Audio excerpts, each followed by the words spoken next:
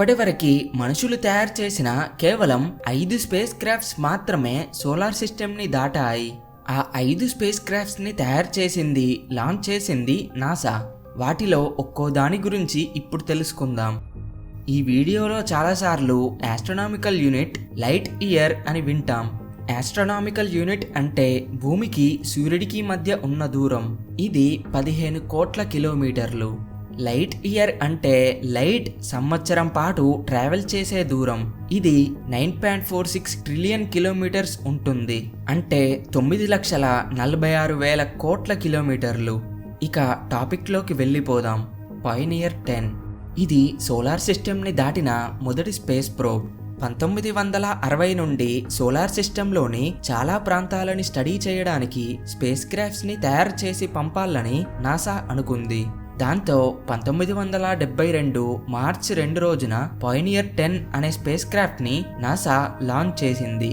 దీని యొక్క ముఖ్య ఉద్దేశం ఏంటంటే ఆస్ట్రాయిడ్ బెల్ట్ని, జూపిటర్ ప్లానెట్ని, ఇంకా మరికొన్ని ప్రాంతాలని స్టడీ చేసి వాటికి సంబంధించిన రిపోర్ట్స్ అండ్ ఫొటోస్ని భూమిపైకి పంపించడం. తర్వాత సోలార్ సిస్టమ్ని వదిలి డీప్ స్పేస్లోకి వెళ్ళడం. ఈ స్పేస్ ప్రోబ్లో ఉన్న ఇన్స్ట్రుమెంట్స్ ఏంటంటే సౌరగాలులను పరిశీలించడానికి ప్లాస్మా అనలైజర్, కాస్మిక్ రేస్ని పరిశీలించడానికి చార్జ్డ్ పార్టికల్ ఇన్స్ట్రుమెంట్, ఉల్కలని గుర్తించడానికి మెటియరాయిడ్ డిటెక్టర్స్, ఫొటోస్ని క్యాప్చర్ చేయడానికి కొన్ని రకాల కెమెరాస్తో పాటు మరికొన్ని ఇన్స్ట్రుమెంట్స్ ఈ స్పేస్ ప్రోబ్లో ఉన్నాయి. అయితే సోలార్ సిస్టమ్ని వదిలి వెళ్లేంత సరిపడే ఎస్కేప్ వెలాసిటీని పయనియర్ 10కి ఇచ్చారు. పయనియర్ 10 లాంచ్ అయిన 11 గంటలలోనే చంద్రుడిని దాటేసింది. ఇదే ఆ కాలంలో ఫాస్టెస్ట్ ట్రావెలింగ్ స్పేస్ క్రాఫ్ట్.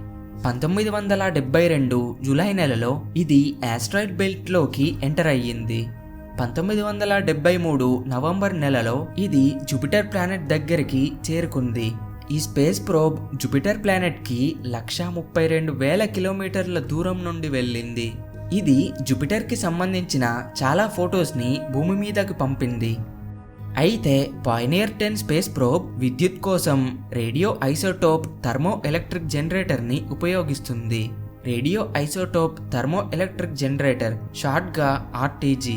ఇది హీట్ని ఎలక్ట్రిసిటీగా కన్వర్ట్ చేసే డివైస్. ఆర్టీజీలో రేడియో ఐసోటోప్ మెటీరియల్స్ ఉంటాయి. ఇవి కొన్ని సంవత్సరాల పాటు హీట్ని జనరేట్ చేస్తాయి. ఆ హీట్ ఆర్టీజీ ద్వారా ఎలక్ట్రిసిటీగా కన్వర్ట్ అవుతుంది. అయితే 2003లో పయనియర్ 10లో ఎలక్ట్రిసిటీ నిలిచిపోయింది. దాంతో స్పేస్ క్రాఫ్ట్ నుండి కమ్యూనికేషన్ ఆగిపోయింది. పయనియర్ 10 నుండి కమ్యూనికేషన్ ఆగిపోయినప్పుడు అది భూమికి 80 ఆస్ట్రోనామికల్ యూనిట్స్ దూరంలో ఉంది. అంటే 1200 కోట్ల కిలోమీటర్ల దూరంలో ఉంది. ప్రస్తుతం ఇది టౌరస్ అనే కన్స్టలేషన్లోని ఆల్డెబెరెన్ అనే స్టార్ దిశగా వెళ్తుంది. ప్రస్తుతం పయనియర్ 10 ఒక సెకనుకి 12 కిలోమీటర్ల వేగంతో వెళ్తుంది.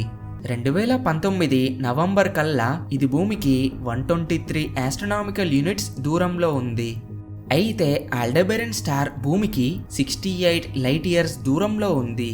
పయనియర్ 10 ఈ స్టార్ని చేరుకోవడానికి 20 లక్షల సంవత్సరాలు పడుతుంది. అయితే పయనియర్ 10లో ఒక ప్లాక్ ఉంది. అంటే ప్లాటినం మెటల్పై గోల్డ్తో అయనైజ్ చేసిన ఒక షీట్పై మనిషి ఆకారం, మన సోలార్ సిస్టమ్, ఈ స్పేస్ ప్రోబ్ సోలార్ సిస్టంలోని 3వ ప్లానెట్ నుండి వచ్చినట్టు ఇంకా మరికొన్ని ఆకారాలు, సింబల్స్ ఉన్నాయి. ఒకవేళ ఇతర గ్రహాలలోని అడ్వాన్స్డ్ సివిలైజేషన్ వారు ఈ ప్లాక్ని చూస్తే విశ్వంలో వారు మాత్రమే కాకుండా మనుషులు కూడా ఉన్నారని వారికి అర్థమవుతుంది. తర్వాత పయనియర్ 11 ఇది 1973 ఏప్రిల్ 6 రోజున బయలుదేరింది. పయనియర్ 10 మరియు 11 రెండింటిలో దాదాపు అన్ని ఇన్స్ట్రుమెంట్స్ సేమ్గా ఉన్నాయి. మరియు రెండింటి పర్పస్ కూడా same. Asteroid belt, Jupiter, solar wind మరియు కాస్మిక్ రేస్ని స్టడీ చేయడం. పయనియర్ 11ని అది వెళ్లే డైరెక్షన్ని చేంజ్ చేశారు. దాంతో ఇది అదనంగా సాటర్న్ ప్లానెట్ని కూడా స్టడీ చేస్తుంది. 1974 నవంబర్ నెలలో పయనియర్ 11 జూపిటర్ దగ్గరికి చేరుకుంది. అయితే డిసెంబర్ 2 రోజు ఇది జూపిటర్ ప్లానెట్కి 42,000 కిలోమీటర్ల దూరం నుండి వెళ్ళింది. పాయనియర్ 11 జూపిటర్ రెడ్ స్పాట్ని, జూపిటర్ సౌత్ అండ్ నార్త్ పోల్ని, జూపిటర్ మూన్ అయిన క్యాలిస్టోని డీప్గా స్టడీ చేసి వాటికి సంబంధించిన వివరాలని నాసాకి అందజేసింది. 1979 సెప్టెంబర్ 1 రోజున పాయనియర్ 11 సాటర్న్ ప్లానెట్కి 21,000 కిలోమీటర్ల దూరం నుండి వెళ్ళింది. సాటర్న్ మూన్స్ అయిన ఎపిమేథియస్ మరియు జానస్ని కొద్దిలో పాయనియర్ 11 ఢీకొనేది. ఎపిమేథియస్కి 4,000 కిలోమీటర్లు, జానస్కి 2,500 కిలోమీటర్ల దూరం నుండి పాయనియర్ 11 వెళ్ళింది. పాయనియర్ 11 సాటర్న్ రింగ్స్ని, మ్యాగ్నెటిక్ ఫీల్డ్ని, సాటర్న్ మూన్స్ని పరిశీలించి వాటికి సంబంధించిన వివరాలని నాసాకి అందజేసింది. 1990లో అన్ని ప్లానెట్స్ ఆర్బిట్స్ని దాటిన 4th స్పేస్ క్రాఫ్ట్గా పాయనియర్ 11 నిలిచింది. అదేంటి, ఇది సెకండ్ స్పేస్ క్రాఫ్ట్ అవ్వాలి కదా, 4th స్పేస్ క్రాఫ్ట్ ఎలా అయ్యింది అని అనుకుంటున్నారా? అవును, ఇది సోలార్ సిస్టమ్ అవతల ప్రయాణించడానికి లాంచ్ చేయబడిన సెకండ్ స్పేస్ క్రాఫ్ట్. అయితే వోయేజర్ 1 మరియు వోయేజర్ 2 రెండు స్పేస్ క్రాఫ్ట్స్ పాయనియర్ 11 తర్వాత లాంచ్ చేయబడ్డాయి. కానీ అవి పాయనియర్ 11 కన్నా ముందే సోలార్ సిస్టమ్ అవతలకి దూసుకెళ్లాయి. అయితే 1995 సెప్టెంబర్ 9 రోజున పాయనియర్ 11 నుండి కమ్యూనికేషన్ పోయింది. ప్రస్తుతం పాయనియర్ 11 భూమికి 101 ఆస్ట్రనామికల్ యూనిట్స్ దూరంలో ఒక సెకనుకి 12 కిలోమీటర్ల వేగంతో వెళ్తుంది. ఇది స్కాటమ్ అనే కన్స్టలేషన్ దిశగా వెళ్తుంది. సుమారు 9,28,000 సంవత్సరాలలో పాయనియర్ 11 TYC 992 అనే స్టార్ దగ్గరికి చేరుకుంటుంది. పాయనియర్ 10కి పూర్తిగా ఆపోజిట్ డైరెక్షన్లో పాయనియర్ 11 వెళ్తుంది. అయితే పాయనియర్ 11లో కూడా పాయనియర్ ప్లాక్ ఉంది. సో దీనిని ఏలియన్స్ చూసినా గానీ వారు ఒంటరివారు కాదు అని వారికి అర్థమవుతుంది. తర్వాత వోయేజర్ ప్రోగ్రామ్ అనేది ప్లానెట్స్ని, సోలార్ సిస్టమ్ని మరియు ఔటర్ సోలార్ సిస్టమ్ని స్టడీ చేసే 2 స్పేస్ ప్రోబ్స్. అయితే భూమిపైన టైం ప్రకారం జూపిటర్కి సూర్యుడి చుట్టూ తిరగడానికి 12 సంవత్సరాలు, సాటర్న్కి 29 సంవత్సరాలు, యురేనస్కి 84 సంవత్సరాలు, నెప్ట్యూన్కి 165 సంవత్సరాలు పడుతుంది. అయితే 1975 నుండి ఈ 4 ప్లానెట్స్ అలైన్మెంట్లో ఉంటాయి. ఈ ప్లానెట్స్ నెమ్మదిగా తిరుగుతాయి కాబట్టి ఈ అలైన్మెంట్ అనేది చాలా కాలం పాటు ఉంటుంది. ఇలాంటి సమయం మళ్ళీ రావాలంటే 200 సంవత్సరాలు పైబడుతుంది. కాబట్టి దీనిని ఎలాగైనా వినియోగించుకోవాలని నాసా వోయేజర్ 1 మరియు వోయేజర్ 2ని రెడీ చేసింది. అయితే వోయేజర్ 1 కన్నా వోయేజర్ 2 ముందు లాంచ్ చేయబడింది. 1977 ఆగస్టు 20 రోజున వోయేజర్ 2 బయలుదేరింది. వోయేజర్ 1 మరియు వోయేజర్ 2 రెండింటిలో సేమ్ ఇన్స్ట్రుమెంట్స్ ఉన్నాయి. వీటిలో ఫొటోస్ని క్యాప్చర్ చేయడానికి కెమెరాస్, ప్లానెట్స్ మరియు వాటి మూన్స్ యొక్క థర్మల్ ప్రాపర్టీస్ని పరిశీలించడానికి మరియు సాటర్న్ రింగ్స్ యొక్క సైజ్ని పరిశీలించడానికి ఇన్ఫ్రారెడ్ స్పెక్ట్రోమీటర్, కాస్మిక్ రేస్ని స్టడీ చేయడానికి కాస్మిక్ రే సిస్టమ్, ఇంకా మరికొన్ని ఇన్స్ట్రుమెంట్స్ వోయేజర్ స్పేస్ క్రాఫ్ట్లో ఉన్నాయి. 1979 జూలై 9 రోజున వోయేజర్ 2 జూపిటర్ ప్లానెట్కి 5,70,000 కిలోమీటర్ల దూరంలోకి చేరుకుంది. ఇది జూపిటర్ రెడ్ స్పాట్ని మరియు జూపిటర్ యొక్క మూన్స్ అయిన అమెల్థియా, క్యాలిస్టో, గ్యానీమేడ్, యూరోపా మూన్స్ని స్టడీ చేసి వాటికి సంబంధించిన వివరాలని నాసాకి అందజేసింది. 1981 ఆగస్టు 26 రోజున వోయేజర్ 2 సాటర్న్ ప్లానెట్ దగ్గరికి చేరుకుంది. ఇది సాటర్న్ ప్లానెట్ యొక్క టెంపరేచర్ మరియు రింగ్స్ని పరిశీలించి సాటర్న్ ప్లానెట్ మరియు దాని యొక్క మూన్స్ని ఫొటోస్ తీసి భూమిపైకి పంపించింది. 1986 జనవరి 24 రోజున వోయేజర్ 2 యురేనస్ ప్లానెట్ దగ్గరికి చేరుకుంది. ఇది యురేనస్కి 80,000 కిలోమీటర్ల దూరంలోకి చేరుకొని యురేనస్ టెంపరేచర్ని, మ్యాగ్నెటిక్ ఫీల్డ్ని పరిశీలించింది. వోయేజర్ 2 ద్వారానే యురేనస్కి ఒక విచిత్రమైన మ్యాగ్నెటిక్ ఫీల్డ్ ఉందని తెలిసింది. ఇంకా యురేనస్ మరియు దాని యొక్క మూన్స్ని ఫొటోస్ తీసి మనకి పంపించింది. 1989 ఆగస్టు 25 రోజున వోయేజర్ 2 నెప్ట్యూన్ ప్లానెట్ దగ్గరికి చేరుకుంది. వోయేజర్ 2 నెప్ట్యూన్ గురించి మనకి తెలియని ఎన్నో విషయాలని చెప్పింది. సాటర్న్ రింగ్స్ లాగానే నెప్ట్యూన్కి కూడా కొద్దిపాటి రింగ్స్ ఉన్నాయని వోయేజర్ 2 ద్వారానే తెలిసింది. అలాగే అప్పటి వరకు నెప్ట్యూన్కి 8 మాత్రమే మూన్స్ ఉన్నాయని భావించాం. కానీ నెప్ట్యూన్కి 14 మూన్స్ ఉన్నాయని వోయేజర్ 2 మనకి ఆ విషయాలని అందజేసింది.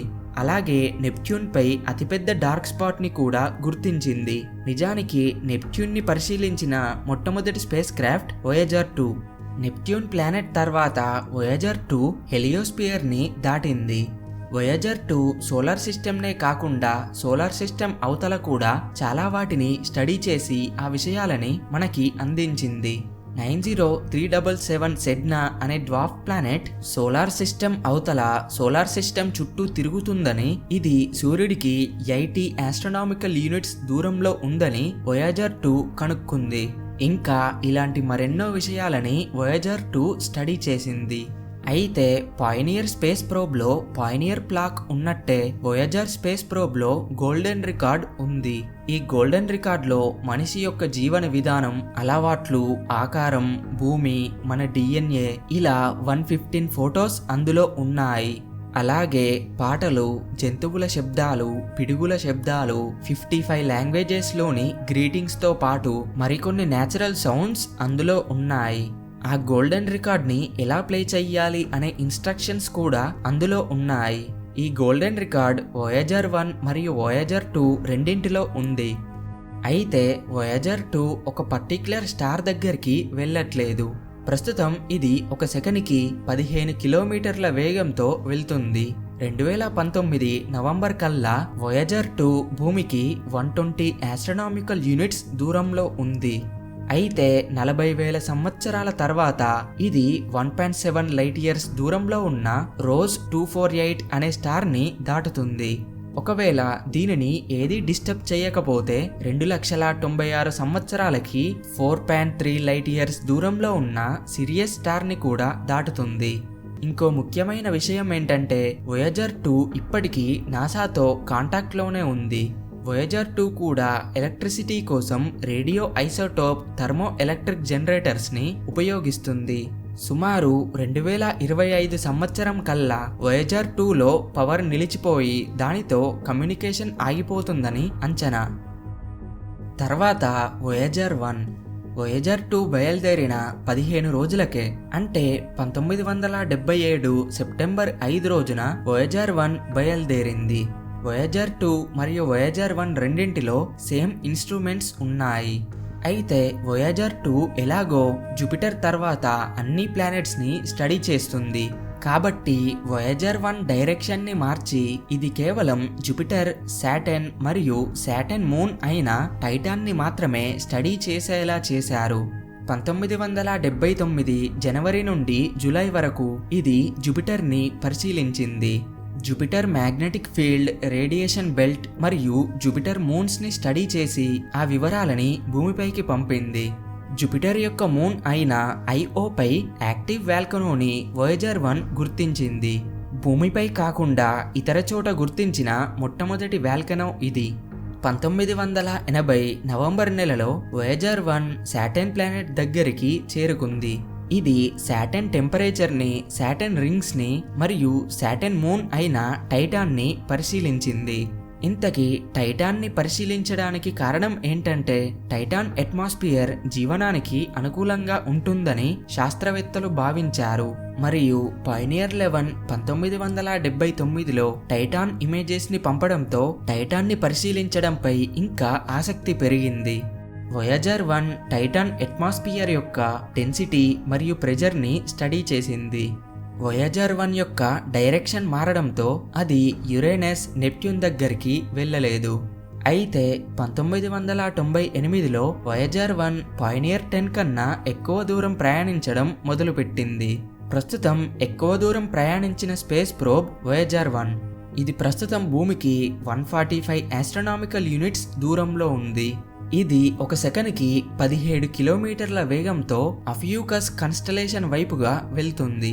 40,000 సంవత్సరాల తర్వాత ఇది గ్లీస్ 445 అనే స్టార్ కి 1.7 లైట్ ఇయర్స్ దూరం నుండి వెళ్తుంది.